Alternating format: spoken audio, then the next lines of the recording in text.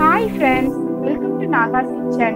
இன்னைக்கு நம்ம கிச்சன்ல உடல் சூட்டை தணிக்கும் கற்றாழை ஜூஸ் எப்படி செய்வதுன்றத பார்க்கலாம்.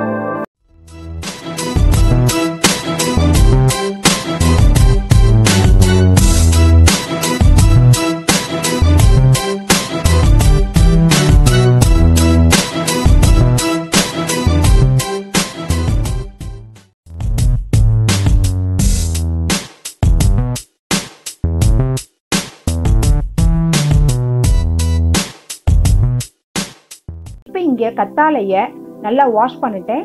இந்த இடத்த நீங்க கட் பண்ணதுமே ஒரு எல்லோ கலர்ல ஒரு பால் மாதிரி வடியும். அதை கட் பண்ண உடனே நல்லா வாஷ் பண்ணிடுங்க. இந்த அடிப்பகுதியை நல்லா கட் பண்ணிட்டு வாஷ் பண்ணி கத்தாழை ஃபுல்லாவே நல்லா வாஷ் பண்ணி எடுத்துருங்க. இப்போ இந்த ரெண்டு பக்கமும் ஒரு முள்ளு மாதிரி ஒரு பகுதி இருக்கும். அது ரெண்டையும் கத்தியை வச்சு கட் பண்ணி எடுத்துடணும்.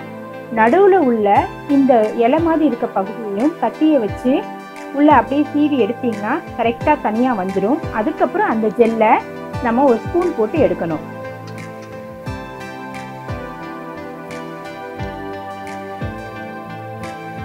இப்போ நான் இங்க வாஷ் பண்றதுக்கு முன்னாடி உங்களுக்கு காமிக்கணும்னு எடுத்து வச்சிருக்கேன். இந்த மாதிரி ஒரு ஷார்ப்பான கரண்டியை வச்சு இந்த கத்தாழை ஜெல்லை எடுக்கணும். ரெண்டு பக்கமும் ஷார்ப்பாக இருந்தால் ரொம்ப நல்லது. ஸோ நடுவில் வச்சு வெளிச்சு எடுத்துட்டிங்கன்னா ஜெல்லை அழகாக கட் ஆகாமல் ஃபுல்லாக வந்துடும். இதை ஒரு 6 or 7 டைம்ஸ் நல்லா வாஷ் பண்ணிடுங்க. ஸோ இப்போ இந்த கத்தாழையை கையில் எடுத்தால் கையில் நிற்கவே நிற்காது. ஏன்னா அதில் ஒரு வளவளப்பான தன்மை இருக்கும். ஸோ நழுவி நழுவி கீழே விழுந்துகிட்டே இருக்கும். ஸோ இப்போ உங்களுக்கு எப்படி இருக்குன்றத என்னுடைய ஃபிங்கர்ஸில் நான் காட்டுறேன் பாருங்கள். இப்போ என்னோடய ஃபிங்கர்ஸை இப்படி நான் விரிக்கையில் அதில் ஒரு நூல் ஃபார்மேட்டில் ஒரு ஜெல்லு மாதிரி விரியும். தெரியுதா?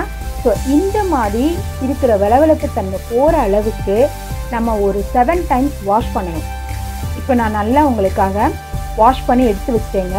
இதை வந்து நான் 7 டைம்ஸ் வாஷ் பண்ணியிருக்கேன். இப்போ இதில் அந்த வளவளப்பு தன்மைன்றதே சுத்தமாக இல்லை பாருங்கள். ஸோ இப்போ இதை நீங்கள் கையில் எடுத்தீங்கன்னா அந்த வளவளப்பு தன்மையே இல்லை உங்கள் கையில். இப்போ நான் ஃபிங்கர்ஸை காட்டுறேன். அந்த நூல் மாதிரி பிரிஞ்சிச்சு, இப்போ இல்லை பாருங்கள். ஸோ நல்ல வளவளப்பு தன்மை போயிடுச்சு. இந்த மாதிரி நீங்கள் கழுவுனீங்கன்னா தான் சோத்து கத்தாழை ஜூஸை நம்ம எடுத்துக்க முடியும். இல்லைன்னா துவக்குங்க. ஸோ இப்போ நான் ஃபஸ்ட்டு சோத்து கத்தாழையை மட்டும் நல்லா அடித்து எடுத்துக்கிறேன். ஸோ நல்லா அடித்து எடுத்தாச்சுங்க மிக்சியில் போட்டு. அது ஒரு நல்ல லிக்விட் ஃபார்மில் மோர் மாதிரியே இருக்குங்க. தண்ணியாக இருக்கும் சோத்து கத்தாழை ஜூஸு. ஸோ இதை நீங்கள் வெளியிலலாம் வாங்கி சாப்பிடணுன்ற அவசியம் இல்லை. கடைகள்லாம் ரோட்டில் பிளாட்ஃபார்மில் விற்பாங்க. நம்ம வீட்டிலையே செஞ்சு சாப்பிடலாம். ஸோ இந்த மாதிரி இருக்கும். இப்போ இதோட நம்ம இந்த ரெசிபிக்காக எடுத்து வச்சிருக்க இந்த 1 கப் கர்ட் ஆட் பண்ணிக்கலாம். அதோட சால்ட், அதோட இங்கே நான் எடுத்து வச்சுருக்க 3 பிஞ்ச் பெருங்காயம் ஆட் பண்ணி இதையும் நல்லா மிக்சியில் பிளெண்ட் பண்ணணும். இப்போ அதை நான் பிளெண்ட் பண்ணி ஒரு பாத்திரத்தில் மாற்றி வச்சுட்டேன். இது பார்க்குறதுக்கு அப்படியே மோர் மாதிரியே தாங்க இருக்கும். இதோட 1 டம்ளர் வாட்டர் ஆட் பண்ணிக்கலாம். ஸோ வாட்டர் ஆட் பண்ணனால ஆல்ரெடி நம்ம போட்ட சால்ட்டோட டேஸ்ட் கம்மியாக இருக்கும். ஸோ இப்போ இதோட கொஞ்சம் சால்ட் ஆட் பண்ணிக்கிறேன். அதை நல்லா மிக்ஸ் பண்ணி விட்டுருங்க. ஸோ இப்படி மோர் மாதிரி இருக்கும். ஸோ பசங்களுக்கு வந்து இது கத்தாழை ஜூஸுன்றது கூட தெரியாது. ஸோ அவங்களுக்கு நம்ம இதை மோர் மாதிரியே செஞ்சு கொடுக்கலாம்.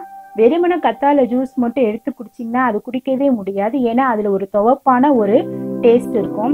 இந்த மாதிரி தயிர், உப்பு, பெருங்காயத்தூள்லாம் ஆட் பண்ணி நல்ல மிக்சியில் பிளெண்ட் பண்ணி பசங்களுக்கு கொடுத்தீங்கன்னா அவங்க வேண்டாம் சொல்லவே மாட்டாங்க. ஈஸியாக குடிச்சிடுவாங்க. அவங்களுக்கும் உடம்புக்கு ரொம்ப ஹெல்த்தானதாகவும் இருக்கும். ஸோ இந்த ரெசிபியை உங்கள் வீட்டில் உள்ள எல்லாருக்கும் செஞ்சு கொடுங்க.